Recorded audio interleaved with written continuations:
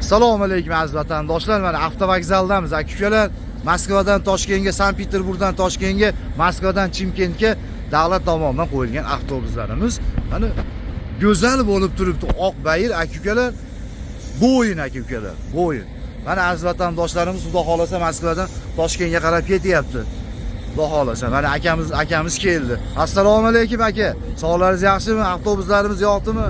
Avtovokzaldan ekan, O'zbekistondan qo'yilgan avtobusniki aka. O'zbekistondan qo'yilgan. Nima deysiz vatandoshlarga aka? Yaxshi sharoitlar. Kelishaversinmi aka? Mana akalarimiz xudo xolasa vatanga qarab ketyapti. Aka-ukalar mana ichki holatlarini ko'rsatamiz. Ideal holatda aka-ukalar. Aziz vatandoshlar, mana ichki holatlari.